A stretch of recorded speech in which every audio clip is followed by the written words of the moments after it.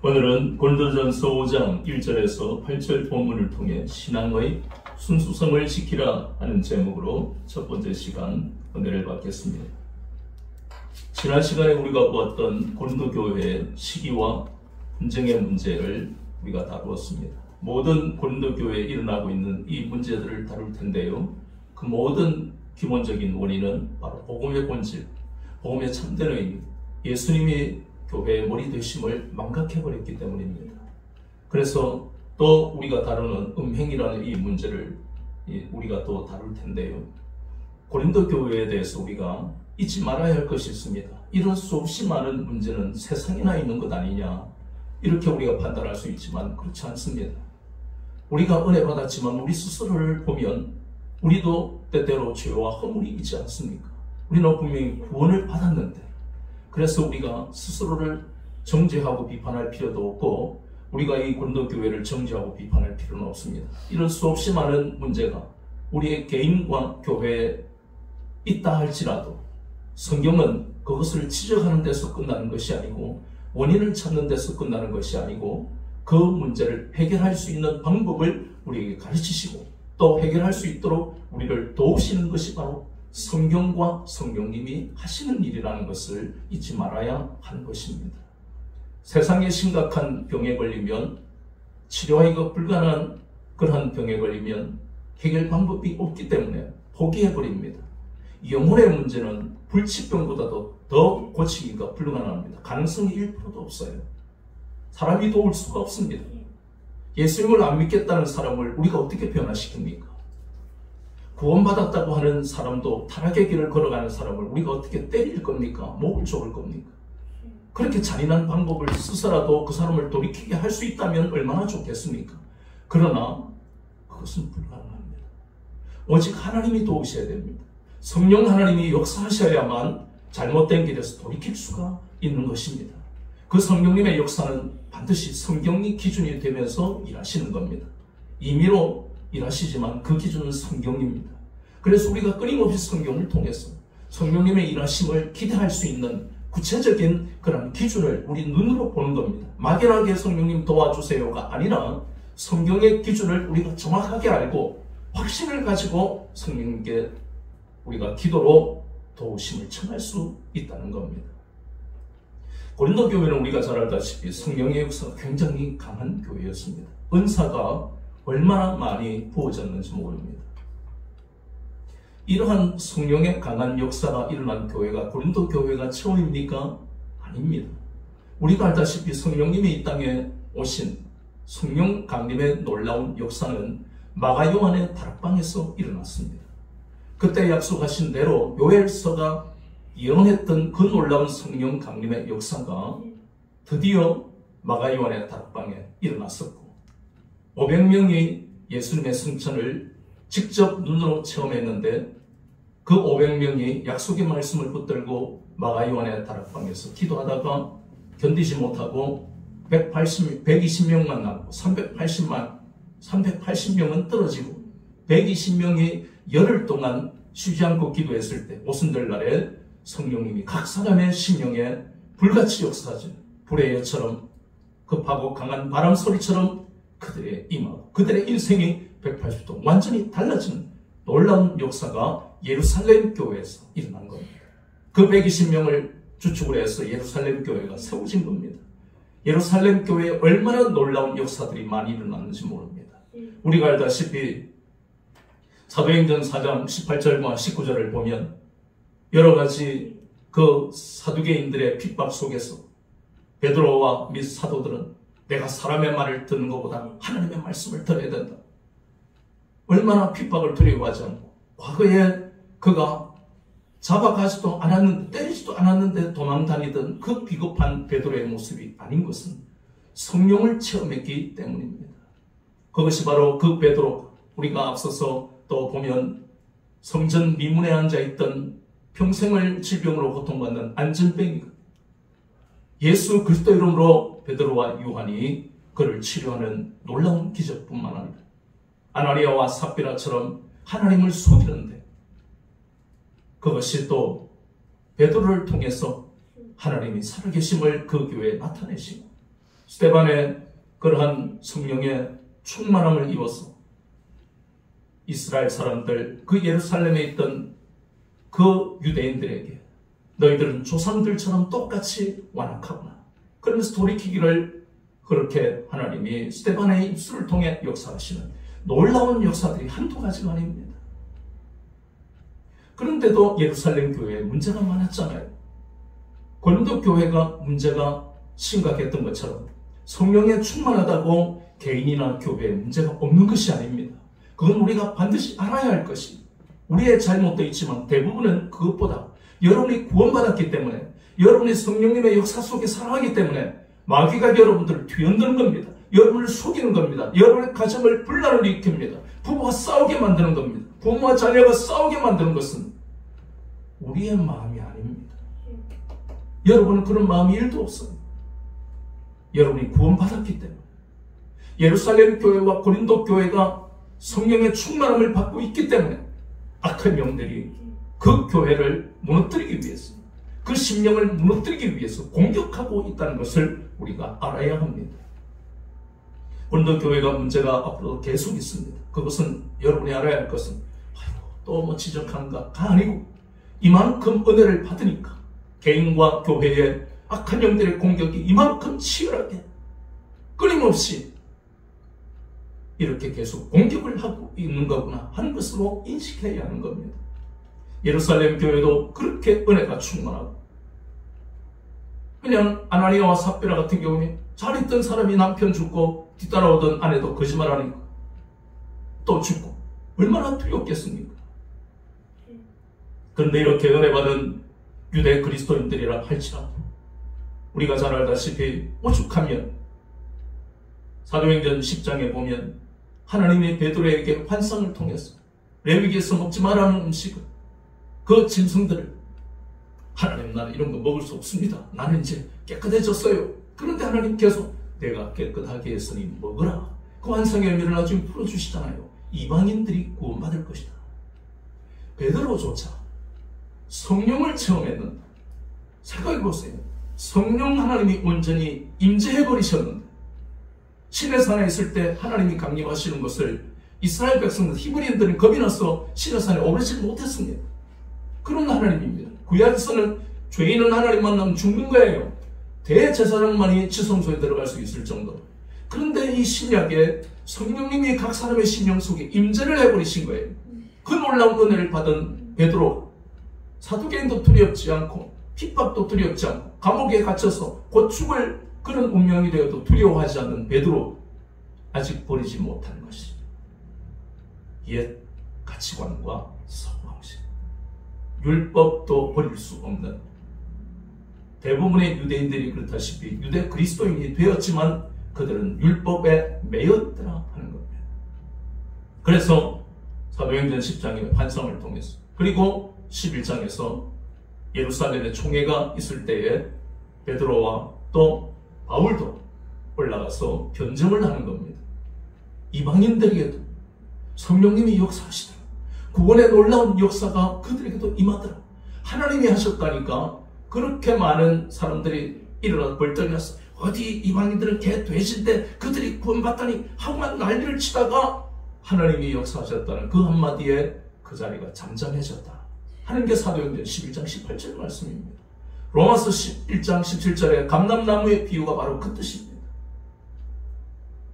그뿐만 아니라 그렇게 하나님이 베드로를 그리고 사도들을 간섭하시는데 오랫동안 그 옛날에 자기들이 붙들고 있던 가치관과 사고방식이 잘 안 떨어지는 거예요.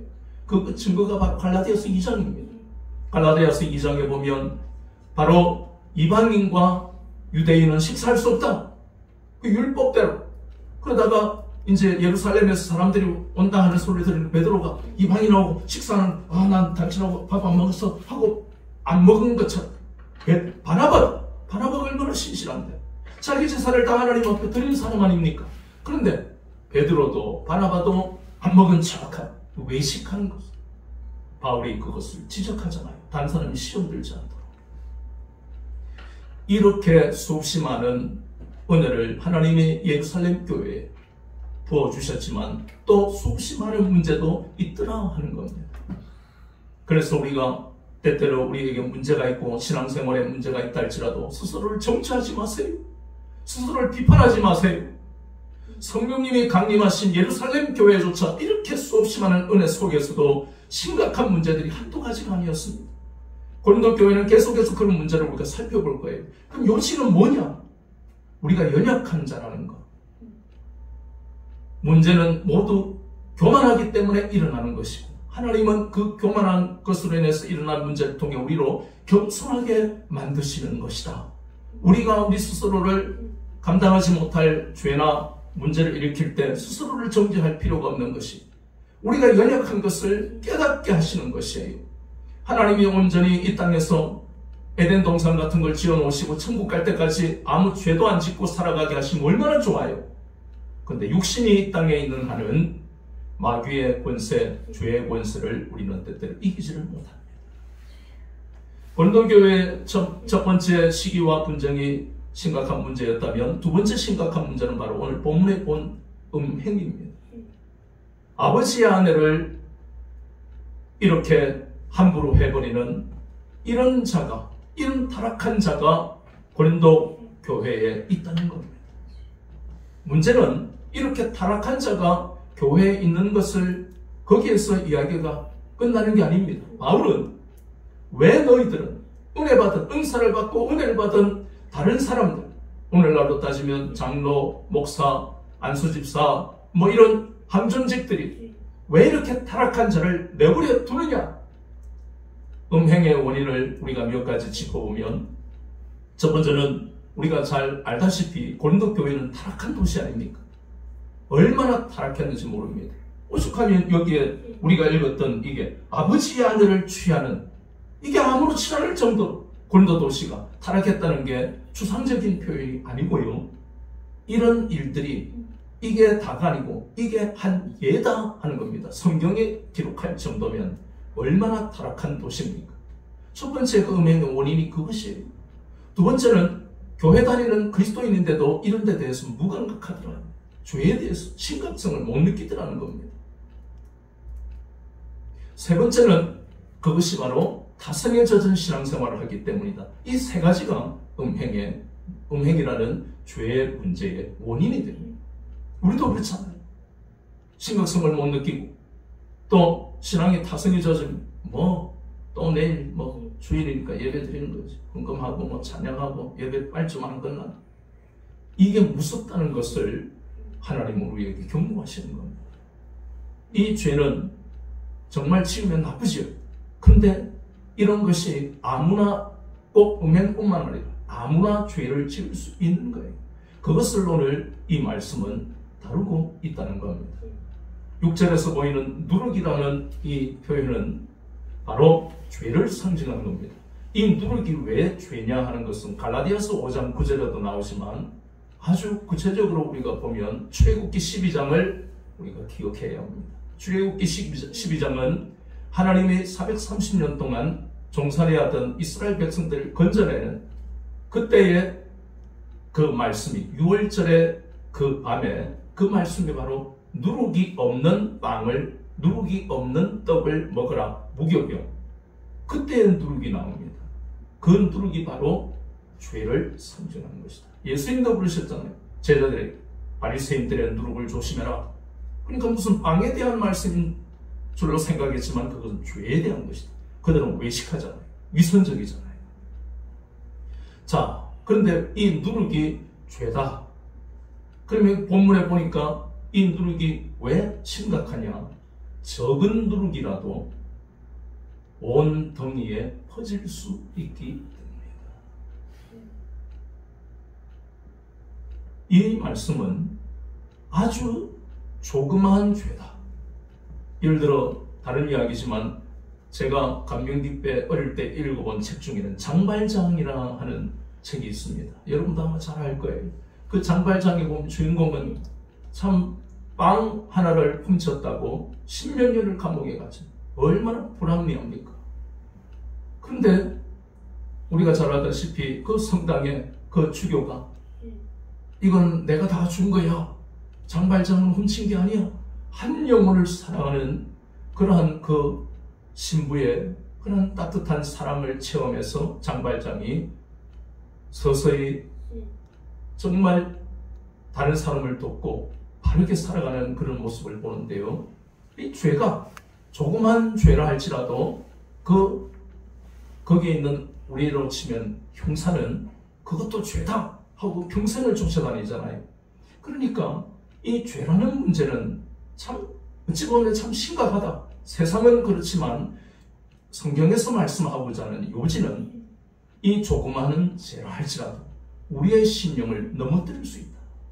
우리의 가정과 교회의 신앙 공동체를 넘어뜨릴 수 있다. 그것을 말씀하고 있는 것입니다. 특별히 누룩인데 그 중에도 묵은 누룩이다. 본문에서 우리가 읽어봤는데요. 묵은 누룩이라는 것은 우리 속에 아직 남아있는, 아직 완전히 버리지 못한 옛 습관, 잘못된 가치관, 사고방식이 우리 속에 남아있는데 우리가 그것을 버려야 하는 줄 알지만 오랫동안 붙어있다 보니까 너무너무 잘 맞는 옷처럼 우리는 그걸 껴입고 있는 거예요. 그러니 다른 것은 내가 다 은혜를 받았는데 이거는 양보 못해. 내가 옛날에 하던 건데, 내가 먹던 음식인데, 내가 사던 기호인데 못 버리는 거예요. 그런데 성경은 뭐라고 하십니까?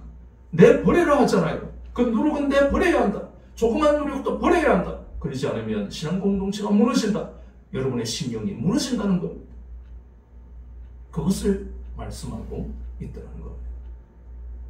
여호수아서 7장 21절에 보면 아간 한 사람이 야, 모르겠지. 우리가 말이지 얼마나 큰 일을 했는데 하고 신할 땅에 외투 그리고 금은 한 덩이를 몰래 숨겼어요. 하나님은 그것까지 보신다는 겁니다. 그럴 수 있는 거죠.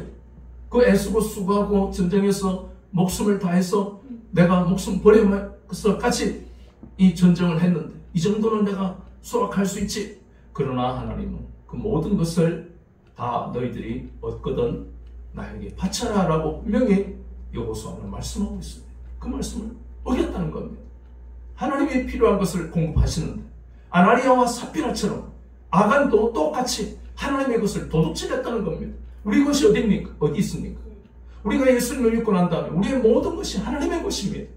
감추거나 숨기면 반드시 거기에 대한 징계가 없다는 거예요. 그것은 하나님이 무서운 하나님이기 때문에 두려워해라는 뜻이 아닙니다. 하나님은 사랑이시라 하잖아요. 그러나 또 하나 죄를 미워하시기 때문에 공의의 하나님이시기도 하다는 겁니다. 그래서 죄에 대해서 심각하게 생각해요. 나와 공동체를 무너뜨리는 것이 죄다. 그것이 대표적인 예가 성경 속에 아간입니다. 그래서 이러한 이 누룩을 내버려야 하는 이유가 거기에 있는 것이다. 그런데 우리가 고민이 생기는 거예요. 참 이 말씀은 아멘이 나오는데 고민과 어려움이 뭔지 저와 여러분의 고민은 똑같잖아요. 이 죄의 문제를 도대체 어떻게 해야 될지 우리는 안 된다는 거예요. 그와 같은 말씀이 바로 로마서 7장에 나오는 죄의 권세가 얼마나 강력한지 구원받은 우리인데도 때때로 힘이 든다는 겁니다. 이게 죄의 권세입니다. 그런데 우리는 다시 한 번 더 복귀하고 다시 한 번 더 되짚어봐야 되고 되새김해야 될 것이 있습니다. 우리가 잘 알다시피 이스라엘 백성들이 출애굽할 때 출애굽기 12장 출애굽할 때 그 밤에 하나님이 건지셨다는 그 기쁨에 얼마나 감격해 있을 그들에게 하나님 명령하십니다. 이제 너희들은 애굽의 달력을 버리고 새 달력으로 살아가야 된다. 그러려면 누룩이 없는 빵을 이 밤에 먹어라. 그래서 무교절이라는 것이 만들어졌고 또 유월절이라는 게 만들어졌잖아요. 그래서 어린 양 1년 된 수컷 양의 그 피를 문 좌우 설주와 임방에 바르는 집은 하나님의 심판이 지나가는 그 밤이 바로 유월절이라는 절기로 너희와 너희 자손들이 기념하고 지켜라 하는 것이 바로 유월절 아닙니까? 그 의미가 우리와 관계에 있는 것이 바로 우리 죄에 대하여 희생제물이 되신 예수 그리스도께서 새로운 우리의 유월절이 되셨다는 겁니다. 죄의 문제에 대한 것을 다시 한번 우리가 되짚어보고 되새김해야 될 것이 바로 이것입니다. 우리가 구원받았지만 죄와 싸워서 이기기가 참 쉽지가 않더라는 겁니다. 그때마다 예수님의 우리의 희생제물이 되신 것을 기억해야 합니다. 요한복음 1장 29절 보라 세상 죄를 지고 가는 어린 양을 하나님의 어린 양이로다 그러잖아요. 그게 바로 어린 양, 6월절의 어린 양 아닙니까? 로마서 6장 10절에 우리 죄에 대하여 단번에 제물되셨다고 말씀합니다. 히브리서 7장 27절과 10장 10절에 단번에 제물되셨습니다.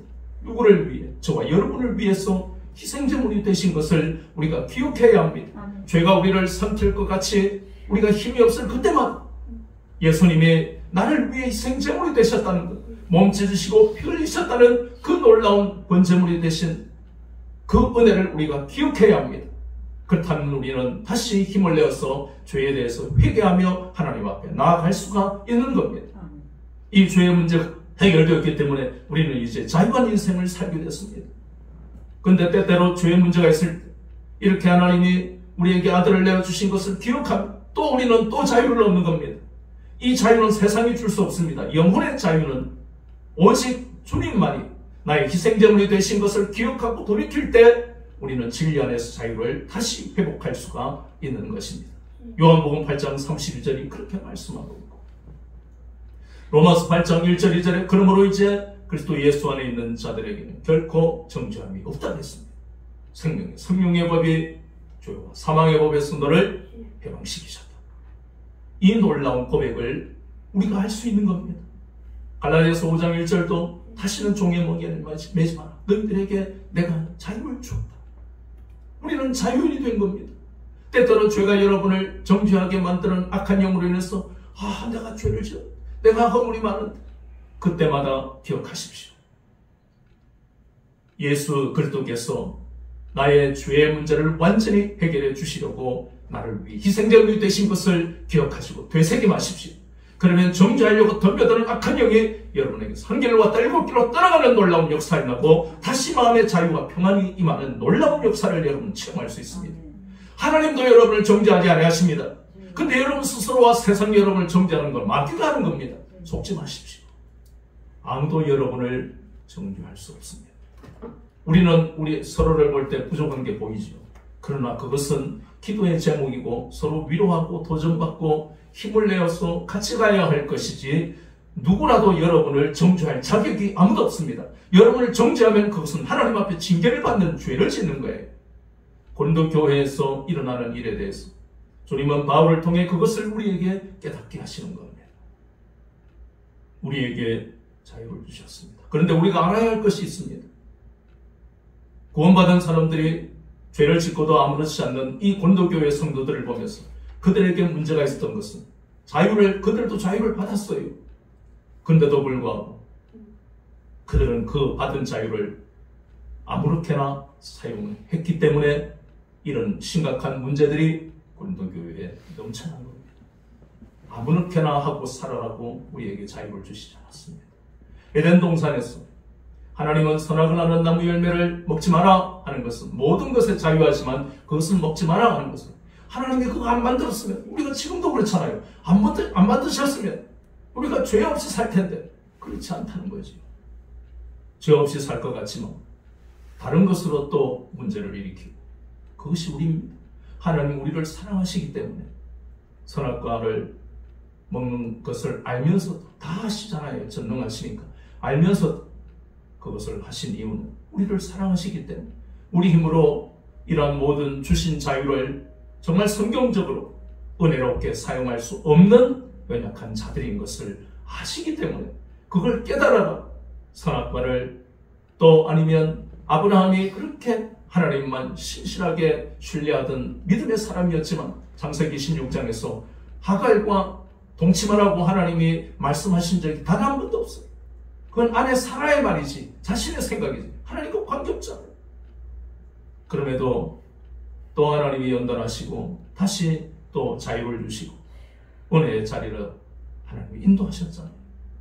그뿐만 아닙니다. 하갈뿐만 아니라 우리가 아는 수없이 많은 성경 속의 그런 모든 것은 우리의 구원받았지만 그럼에도 하나님의 은혜가 아니면 살 수 없는 존재라는 것을 깨닫게 하는 그런 내용들이 수없이 성경 속에 나오는 겁니다. 그 성경 속의 말씀은 우리를 정죄하고 있는 말씀은 단 하나도 없습니다. 하나님의 은혜가 아니면 너희들은 혼자서 자유를 주시만 어떻게 할 수 없는 연약한 자들이라는 것을 수없이 깨닫게 하시는 거예요. 그래서 오늘 우리는 이 본문을 통해서 하나님이 우리에게 원하시는 것은 이러한 모든 자유를 주셨지만 죄에 대해서는 심각성을 느껴라. 그래서 주님은 바울을 통해서 고린도교회 성도들을 책망하고 있는 것입니다. 죄는 적당히 다 교회 다녀도 다 죄를 지을 수 있는 거야. 이런 이야기가 목사나 교회에서 나오면 그 교회는 죽은 교회입니다. 그럼 교회 왜 다닙니까? 세상에 있지. 그래서 바울은 책망하는 겁니다. 책망하는 것은 선악을 알게 하는 나무 열매를 먹었을 때 하나님이 그들을 책망하신 것 답도 없습니다. 사랑하기 때문에.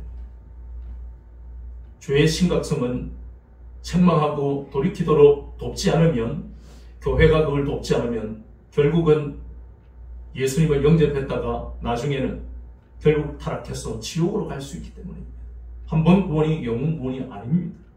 교회가 깨어 있어야 하는 것, 성령님이 교회에서 역사하셔야 되는 이유는 우리 스스로는 때때로 무감각하게 살아갈 수 있기 때문에 하나님이 주신 자유를 아무렇지 않게 아무렇게나 사용할 수 있는 연약함이 우리 속에 있기 때문에 교회가 깨어있고 교회가 은혜가 넘쳐야만, 성령님의 역사가 그 교회에 일어나야만 우리 스스로 느끼지 못하는 것을 자각하게 만드는 것입니다. 그래서 이 고린도 교회는 은혜받은 교회예요.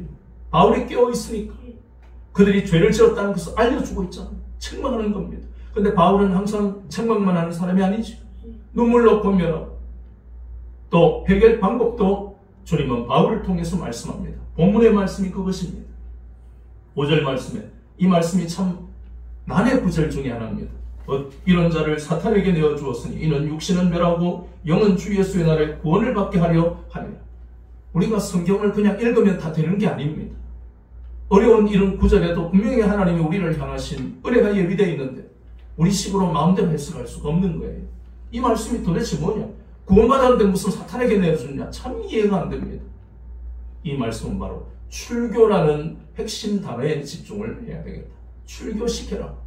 이 의미는 바로 죄의 심각성을 깨닫고 죄를 지으면 부끄러움을 느끼도록 할 수 있는 방법은 공동체 내에 있으면 안 된다. 그 이유는 누룩이 온 등에 퍼진다고 했잖아요. 한 사람의 타락한 사람이 있으면 그 사람이 아무렇지도 않게 그 사람의 하는 행동을 따라가게 돼 있어요. 그래서 지금 이런 오늘날 교회도 따라할 필요는 없지만 이 정신은 바로 그것입니다. 이 사람을 신앙 공동체와 분리시킨다는 겁니다. 영원히 분리시킨 게 아니에요. 이 음행을 저지르는 사람을 당분간 언제까지 자신이 이전에 느끼지 못했던 죄의 심각성과 그 결과의 부끄러움을 느끼고 회개할 때까지 분리시키는 것이다. 그것이 본문의 말씀입니다. 사탄에 내어준다는 이야기는 거룩한 신앙 공동체에 분리되어 있으니까 얼마나 사탄의 공격을 받겠냐, 그 의미를 여기서 나타내는 겁니다. 우리도 마찬가지예요. 우리가 그렇다고 이 교회에서 나가라, 그런 건 없습니다. 이 의미가 그런 의미가 아닙니까? 가장 중요한 것은 끊임없이 말씀을 붙들어야 되는 이유는 말씀을 붙들지 않고서는 내 신앙의 지금 상태가 어떻는지 점검할 방법이 없습니다. 점검하면 이렇게 음행을 저지른 자, 시기와 분쟁을 일으킨 자처럼 죄를 지었으면 죄의 심각성을 느끼도록 성령님이 우리를 도우십니다. 네가 지금 죄를 지었다. 심각하게 받아들여라. 회개해야 한다. 교회가 깨어있고 성령님이 운행하시는 교회는 그것을 느끼게 만듭니다. 그러면 돌이킵니다. 굳이 출교를 안 시켜도 우리의 심령의 성령님이 찾아오셨습니다.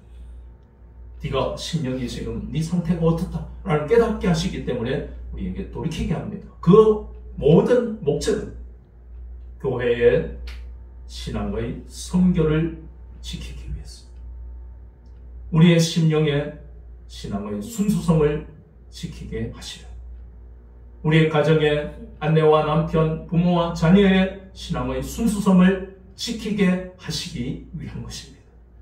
순수성은 죄와 정반대입니다. 우리가 순결한 신부가 되지 않으면 천국에 가지 못합니다. 세마포 옷을 입지 않고는 천국에 갈 수 없다는 겁니다. 그건 죽고 난 다음이지가 아니라 이 땅에서도 마찬가지입니다.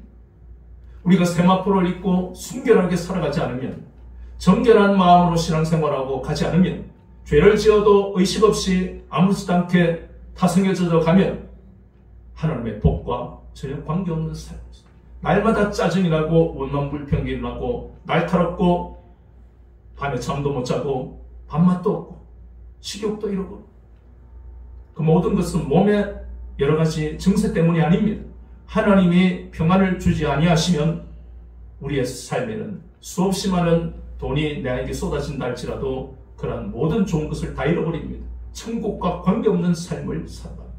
그래서 주의 심각성을 우리가 생각하고 회개해야 하는 이유가 거기에 있는 것입니다. 주님은 바울을 통해 이 고린도교회 성도들의 주의 심각성을 책망하게 하신 후에 또 그 해결 방법을 교훈하셨습니다. 그것은 모두 이 고린도교회, 주님의 몸된 교회를 성결하게 하기 위한 것이라고 말씀하고 있습니다. 마찬가지로 우리도 마찬가지입니다. 6월절에 그 어린 양의 피를 문좌우슬주와 임방에 바르고, 그리고 난 다음에 그 고기를 쓴나물과 같이 먹도록 하는 것이 6월절입니다. 잊지 마라. 너희들의 노력, 너희들의 헌신으로 구원받은 게 아니다. 전적인 어린 양 대신 예수님의 은혜로 구원받았다. 그걸 잊지 말아라. 그게 6월절이에요. 근데 이제는 우리는 이스라엘의 6월절을 지킬 필요가 없고 예수님이 6월절이기 때문에, 그래서 우리는 날마다 잊지 말아야 합니다. 내 노력, 내가 착해서 구원받은 게 아니라 예수님이 나의 죄의 문제를 완전히 해결해 주시려고 희생제물이 되신 것 때문이다. 그래서 우리는 이스라엘 백성들이 6월절을 지금도 기념하여 지키듯이 우리는 오늘 이 본문의 말씀에 나오는 8절 말씀처럼 누르기 없이 오직 순전함과 진실함에 떡으로 하자, 이 말씀. 신앙의 순수성을 지켜서 우리의 전 생애를 하나님께 드리는 삶을 살아야 한다. 그것이 바로 주님이 바울을 통해 우리에게 주시는 메시지입니다. 이러한 삶을 사시는 여러분들의 복된 삶이 여러분들에게 전 생애에 있기를 우리 주 예수 그리스도의 이름으로 축원합니다. 아멘. 우리 말씀 붙들고 동성으로 기도하겠습니다.